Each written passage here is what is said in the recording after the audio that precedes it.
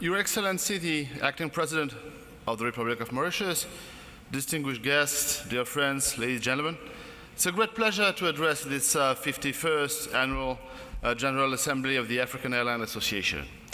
Thank you, Abderrahman, for having invited me. Congratulations, and thank you, Thomas and Donald, for this, of Mauritius, for your action in the team. Perfect organization, traditional hospitality at the highest level. It's appropriate, to do that meeting in Mauritius, because it's a country that relies on air transportation. Without air transportation, this country would have been what it is, one of the most advanced economies, with a strong pillar based in aviation. And you know that for Africa, aviation is key, and the promise of aviation, or the potential, is rich. Aviation supports $55.8 billion in economic activity and 6.2 million jobs. And as demand for air travel in Africa more than doubles over the next 2 decades, as Abderrahman reminded us of, the critical role of aviation is absolutely key for the African development.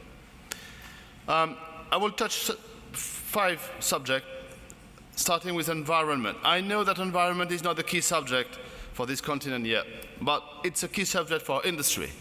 It's our license to grow. The fact that we are able to demonstrate that this industry is sustainable and contribute to reduce its carbon footprint. We have taken commitment, we will make them. I will not insist on them, you know them already. We ask the African government to join the movement, and especially to join the international program called CORSIA, with which we are going to compensate the carbon emissions. We have already 13 African states who have signed to join the voluntary period of CORSIA. More government would be better to ensure that it is a successful and a worldwide program. We are also working, and some of our African colleagues, especially South African Airways, Mango Airlines, are operating sustainable fuels. That's a key issue for us. You must know that to reduce our carbon footprint, sustainable fuel will contribute up to 80% of the reduction. So it's not an anecdote, it's a key issue. Let's change subject, because environment is a big challenge for the industry. It's not on the top of the mind for Africa, but it's a key source market for tourism like Europe. So it's important that the industry stay united, and I'm sure that the governments will contribute to improve our environment sustainability. I would like to deal with now safety. Safety is a key issue. It's a top priority of any airline CEO, any airline employee, from the top to the bottom, from the pilot to the cabin crew. We all have a red light blinking in our head about safety. You must be aware of that. We know that the loss of ET-302 earlier this year has been a disaster. Tragic reminder that safety is a key issue. And this accident, which occurred after the Lion Air accident, is weighing on the industry.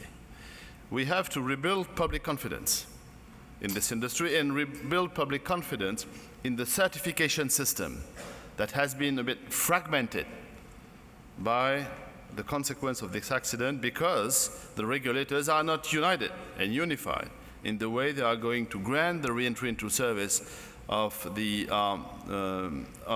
aircraft. And for Africa, it was so unfortunate, because the continent had no fatal accident, jet accident, in 2016, in 2017, and in 2018. So it was absolutely an exceptional series of success. But it's no miracle. It's because Africa is implementing seriously the discipline of safety. But as everywhere in the world, I think that you can do better. First of all, by incorporating the IATA standard, the safety standards in your regulation. It's the case for Rwanda, Mozambique, Togo, and Zimbabwe. I'm sure it will be the case for Mauritius, Mr. President. I'm sure you will incorporate IATA. Secondly, we have also small standard for small airlines. That's an important point. You have a lot of small airlines operating small aircraft. That's called the ISSA standard to ensure that they are safe. It's important for African airlines, especially if you want to interline or to co-chair with these small airlines operating small aircraft. And thirdly, I urge African states and African governments to implement ICAO standards. They have been discussed, they have been designed for the interest of the whole industry. And I think they are absolutely key to enhance the position of Africa.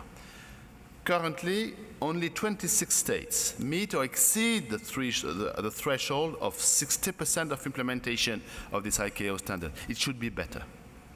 We should see in the future the ICAO standards being implemented in above more than 60% by more states. That would be better for the continent. Third subject, cost competitiveness. Everybody is aware that it's not economical, it's expensive to operate in Africa. You have high cost, and African carriers lose $1.54 per passenger they carry. It is not a normal situation, and it's due to high cost. Jet fuel are 35% higher than the global average. User charges are excessive.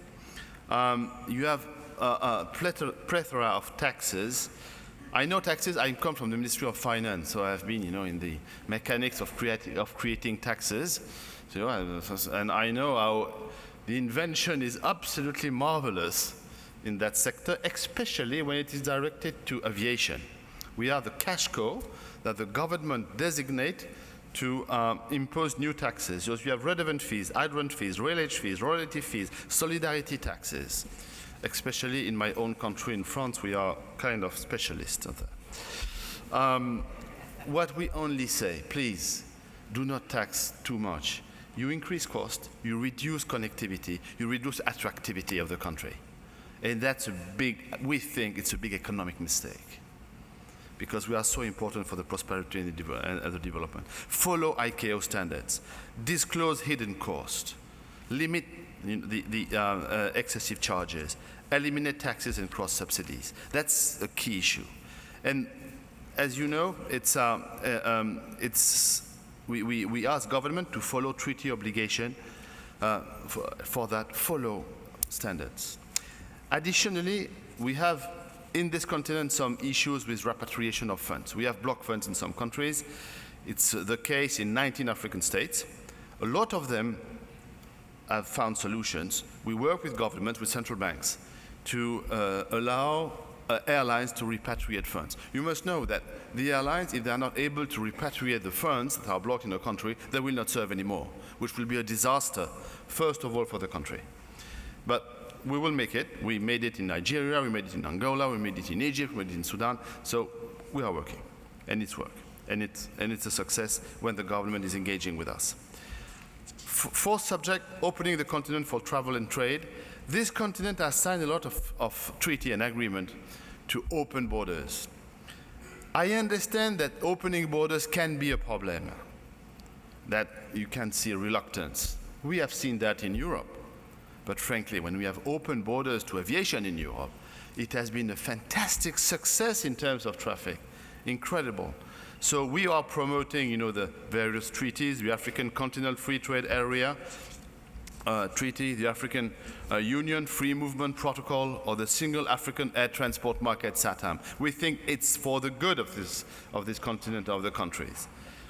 You will see, I read recently an article in 1990 that was written about Air France reactions to opening European borders. In Air France, we were against, because we were thinking that, frankly, our American competitors would eat us. And exactly the reverse effect happened. We had a balanced approach, and we benefited from the openness even more than our American competitors at that time. So don't be afraid of opening borders. You will develop air traffic. Last subject, but not least, it's gender diversity. You must know that aviation is not doing very well in gender diversity, except that you see that the president here is a woman. But Africa is doing better than the other continents. You are paving the way for the others because we have a lot of women heading airlines, and that's a very good news. That's a very good news.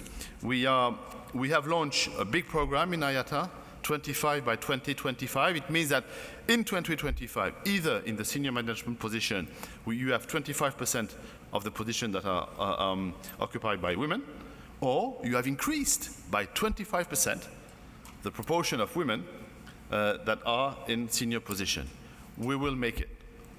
Don't forget that the ultimate goal is 50-50. My dear colleagues who are men, we know where the competition will come. So, as a conclusion, I would like to say that there is a key point here. Aviation is the business of freedom. We bring freedom, we bring prosperity, and we believe in that. And for Africa, we think that bringing freedom and prosperity is even more important. Facilitating $100 billion US for trade annually. We bring 157 million passengers all over the continent, and we should double and redouble. And it will be even more efficient, more effective, with more positive effect, with the help of government and the help of international standards, regulation, and we count on you. Thank you very much for your hospitality. Thank you, Mr. President, for the honor of being there. And we are not surprised that in Mauritius it is a success always.